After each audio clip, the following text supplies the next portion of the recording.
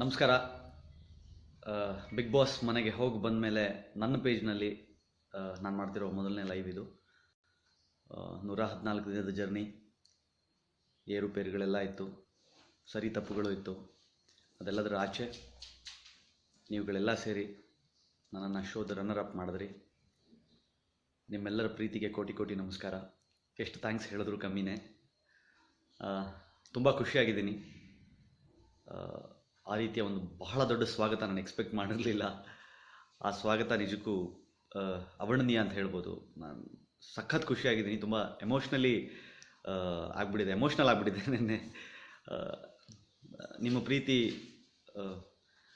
ನಾನು big boss ಗೆದ್ದಿಲ್ಲ ನಿಜ, ಆದರೆ ನಾನು ಸೋತಿಲ್ಲ ಅಂತ ಅನಿಸಿದ್ದು ನಿಜವಾಗ್ಲೂ ನಿಮ್ಮ ಈ ಪ್ರೀತಿ ನೋಡಿದ್ಮೇಲೆ, ನಿಮ್ಮ ಮೆಸೇಜ್ಗಳನ್ನು ನೋಡಿದ್ಮೇಲೆ, ಮತ್ತು ಈ ಹಿಂದೆ ನಾನೇನು ಕೆಲಸಗಳನ್ನ ಮಾಡ್ತಿದ್ನೋ, ನಿಜವಾಗ್ಲೂ ನಾನು ಬಿಗ್ ಬಾಸ್ ಮನೆಗೆ ಹೋಗುವ ಮುಂಚೆ ನನ್ನ ಕೆಲವು ನಿಲುವುಗಳಲ್ಲಿ ತಪ್ಪುಗಳು ಇತ್ತು ಅಂತ ನನಗೂ ಅರ್ಥ ಆಗಿದೆ. ಅಂದರೆ ನಾನು ಮಾತಾಡೋ ರೀತಿ ಸ್ವಲ್ಪ ಜೋರಾಯ್ತೇನೋ, ನನ್ನ ಧ್ವನಿ ಸ್ವಲ್ಪ ಏರಿತ್ತೇನೋ ಅನ್ನುವ ಅರಿವು ನನಗೂ ಇದೆ.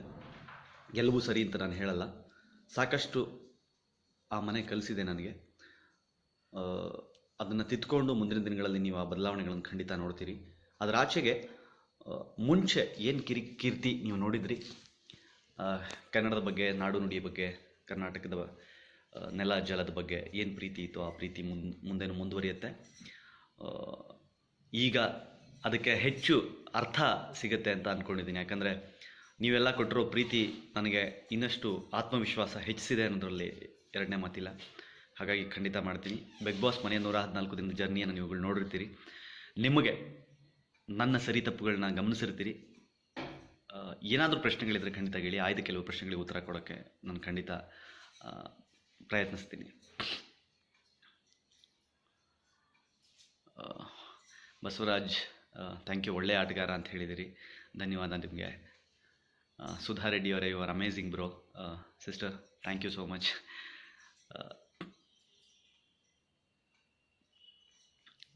Ajit Manoj sir, congratulation, real winner ಅಂತ ಹೇಳ್ತಿದ್ದೀರಿ. ಜನಾದೇಶ, ಅದು ಪ್ರಥಮ್ ಅವರೇ real winner. He is 100% entertainer. ಜನರ ಪ್ರೀತಿ ಅವರೂ ಗಳಿಸ್ಕೊಂಡಿದ್ದಾರೆ. ನಿಮ್ಮ ಹೃದಯಗಳನ್ನು ನಾನು ಗೆದ್ದಿದ್ದೀನಿ ಅನ್ನೋದಕ್ಕೆ ನಾನು ಸೋತಿದ್ದೀನಿ ಅಂತ ನಾನು ಹೇಳಲ್ಲ. ಹೌದು, ನಾನು ನಿಮ್ಮ ಹೃದಯಗಳನ್ನು ಗೆದ್ದಿದ್ದೀನಿ, ನಿಮ್ಮ ಪ್ರೀತಿನ ಗೆದ್ದಿದ್ದೀನಿ. ನಾನು ವಿನ್ನರ್ ಅಂತಲೇ ನನ್ನ ಮನಸ್ಸಿನಲ್ಲಿದೆ. ಬಿಗ್ ಬಾಸ್ ಸೋತ್ರೆ ಏನು, ಕರ್ನಾಟಕದ ಜನರ ಮನಸ್ಸು ಗೆದ್ದಿದ್ದೀರಿ ಅಂತ ಚೇತನ್ ಚಿಣಗಿ ಹೇಳ್ತಿದ್ದೀರಿ. Thank you so much sir. ನಿಮ್ಮ ಪ್ರೀತಿ ಹೀಗೆ ಇರಲಿ. Jagadish Rabi, I am your biggest fan ಅಂತಿದ್ದೀರಿ. ನಮಸ್ಕಾರ, thank you so much. Anil Kumar N, what is your opinion on Pratham now? Bigg Boss ಮನೆಯೊಳಗಡೆ ನಾನು ಪ್ರಥಮ್ ಏನಿದ್ವಿ, ಅದು ಯಾವುದು ಸುಳ್ಳಲ್ಲ, ಯಾವುದು ನಾಟಕಗಳಲ್ಲ.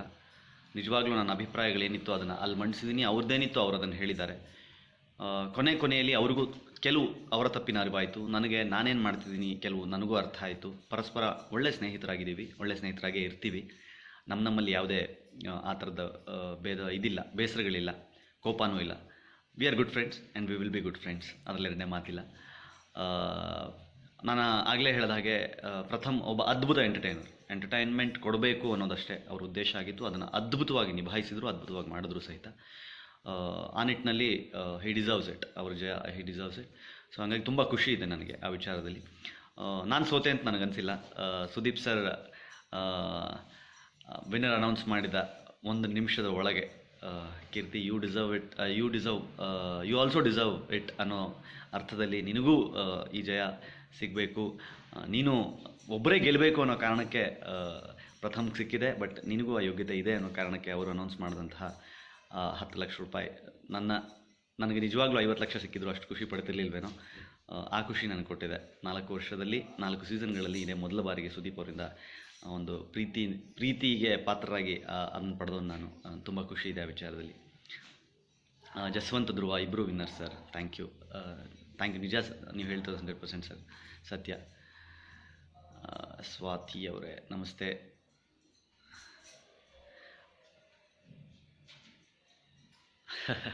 ಭರತ್ ಬರು, thank you. Bigg Boss winner ನೀವೇ ಅಂತ ಹೇಳ್ತಿದ್ದೀವಿ. ನಿಮ್ಮೆಲ್ಲರ ಪ್ರೀತಿ ಗೆದ್ದೀನಿ ಅಂದರೆ ಖಂಡಿತವಾಗ್ಲೂ ನಾನೇ ವಿನ್ನರ್ ಅಂತ ನನ್ನ ಮನಸ್ಸಲ್ಲಿದೆ. ನಾನೂ ವಿನ್ನರ್.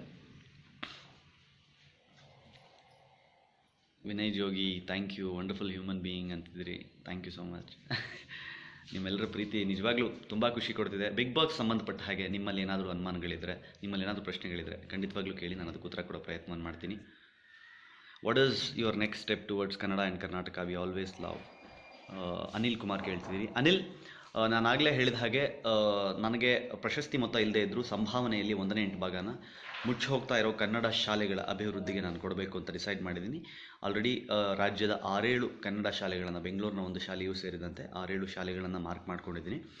ಅಲ್ಲಿಗೆ ಕಂಪ್ಯೂಟರ್ ವ್ಯವಸ್ಥೆಯೇ ಇಲ್ಲದ ಕೆಲವು ಶಾಲೆಗಳಿಗೆ ಕಂಪ್ಯೂಟರ್ಸ್ ಕೊಡಿಸ್ಬೇಕು ಅಂತ ಆಲ್ರೆಡಿ ಯೋಚನೆ ಮಾಡ್ತಾಯಿದ್ದೀನಿ.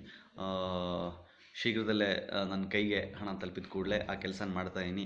ನಾನು, ನನ್ನ ಮಗ, ನನ್ನ ಹೆಂಡತಿ ಮತ್ತು ನನ್ನ ಗೆಳೆಯ ಮಂಜು 4 ಜನ ಸೇರಿಕೊಂಡು ರಾಜ್ಯಾದ್ಯಂತ, ಅಂದರೆ ಆ ಏನು 7 ಶಾಲೆಗಳಿದೆ, ಗ್ರಾಮೀಣ ಪ್ರದೇಶದ ಹಳ್ಳಿಗಳ ಶಾಲೆಗಳು, ಆ ಶಾಲೆಗಳಿಗೆ ನಾವಾಗೇ ಹೋಗಿ ಅದನ್ನು ಆ ಶಾಲೆಗಳಿಗೆ ಕೊಟ್ಟು ಆ ಶಾಲೆಗಳ ಅಭಿವೃದ್ಧಿಗೆ ಪಣ ತೊಟ್ಟು, ಕನ್ನಡ ಶಾಲೆಗಳನ್ನು ಮುಚ್ಚಬೇಡಿ ಅನ್ನೋ ಅರ್ಥದಲ್ಲಿ ಒಂದಷ್ಟು ಕೆಲಸ ಮಾಡಬೇಕು, ಒಂದಷ್ಟು ಅರಿವು ಮೂಡಿಸ್ಬೇಕು ಅನ್ನೋ ಪ್ರಯತ್ನ ಮಾಡಬೇಕು ಅಂತಿದ್ದೀನಿ.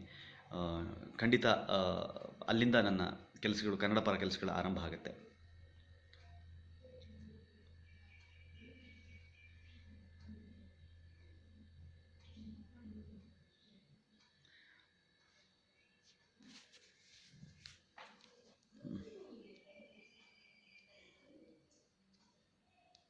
ಯಶವಂತ್ ಗೌಡ, ಇನ್ನು ಮುಂದೆ ಕನ್ನಡ ನಾಡಿನ ಬಗ್ಗೆ ನಿಮ್ಮ ಅಭಿಪ್ರಾಯ ಬದಲಾಗೋದಿಲ್ಲ? ಖಂಡಿತ ಬದಲಾಗಲ್ಲ. ನಾನು ಯಾವತ್ತಿದ್ರೂ ಹೆಮ್ಮೆಯ ಕನ್ನಡಿಗನೇ. ಕನ್ನಡದ ಬಗೆಗಿನ, ನಾಡು ನುಡಿಯ ಬಗೆಗಿನ ಪ್ರೀತಿ ಹಾಗೇ ಇರುತ್ತೆ, ಯಾವತ್ತಿಗೂ ಇರುತ್ತೆ, ಶಾಶ್ವತವಾಗಿರುತ್ತೆ. ಅದನ್ನು ಬದಲಾಯಿಸೋಕ್ಕೆ ಸಾಧ್ಯನೇ ಇಲ್ಲ ಯಾರ ಕೈಯಿಂದ. Nataraj Patil, which is your upcoming film ಹೋಗೋಕ್ಕೆ ಮುಂಚೆ ನೀವಾಗಲೇ ಒಂದು ಪ್ರೋಮೋ ಟ್ರೈಲರ್ ನೋಡಿರ್ತೀವಿ. 2ನೇ ಸಲ ಒಂದು ಸಣ್ಣ ಪಾತ್ರ ಮಾಡಿದ್ದೀನಿ, ಅದರದ್ದು ಒಂದು ಸಿನಿಮಾ ರೆಡಿ ಇದೆ. ಇನ್ನೊಂದು ಚಿತ್ರಾಲಿ ಅಂತ ಒಂದು ಸಿನಿಮಾದಲ್ಲಿ ನಾನು ಆ್ಯಕ್ಟ್ ಮಾಡಿದೆ ಹೋಗೋಕ್ಕೆ ಮುಂಚೆನೇ. ಆ ಸಿನಿಮಾ ರಿಲೀಸ್ಗೆ ರೆಡಿ ಇದೆ. ಇನ್ನೊಂದು ನಾನು ಡೈರೆಕ್ಟ್ ಮಾಡ್ತಾಯಿದ್ದೀನಿ, ಅದೊಂದು 7-8 ದಿನ ಶೂಟಿಂಗ್ ಬಾಕಿ ಇದೆ. ಅದು ಬರುವ ಸಾಧ್ಯತೆಗಳು ಸದ್ಯದಲ್ಲೇ ಒಂದು ಶುರು ಮಾಡ್ಕೋತೀನಿ.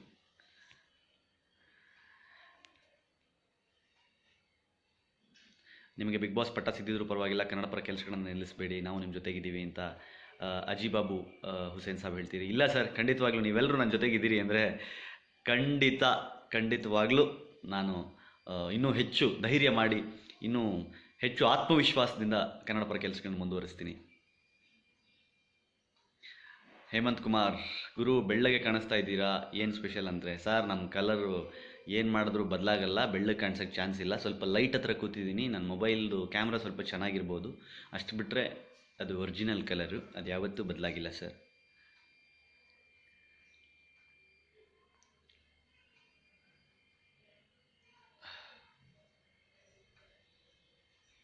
ಕನಸು ಅನು ಸರ್, ಲೈವಾ ಇದು? ನಿಜವಾಗ್ಲೂ ಖಂಡಿತವಾಗ್ಲೂ ಕನಸು ಅವರೇ, ಇದು ಲೈವಲ್ಲಿ ಮಾತಾಡ್ತಾ ಇದ್ದೀನಿ. ಮೋನಿಶ್,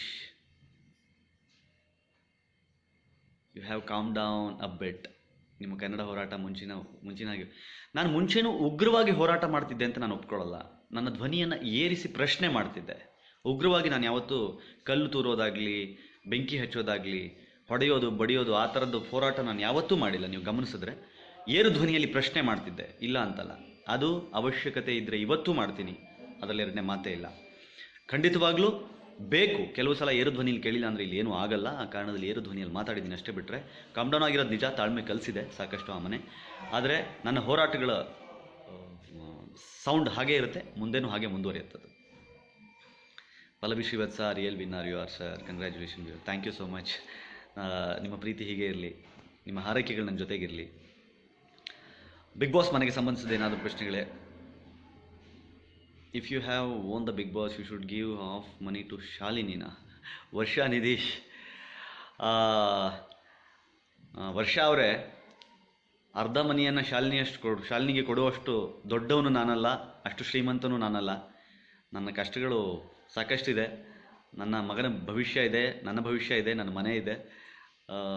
ಈಗಲೂ ಬಾಡಿಗೆ ಮನೆಯಲ್ಲೇ ವಾಸ ಮಾಡ್ತಾ ಇರೋನು ನಾನು. ನನಗೂ ನನ್ನ ಜೀವನದ ಬಗ್ಗೆ ಕನಸುಗಳಿದೆ. ಹಾಗಾಗಿ ಆ ಥರದ ಆಲೋಚನೆಗಳು ಖಂಡಿತ ಇರಲಿಲ್ಲ. ಎಲ್ರಿಗೂ ಕರೆದ ಒಂದು ಪಾರ್ಟಿ ಅಂತೂ ಕೊಡ್ತಿದ್ನೇನು.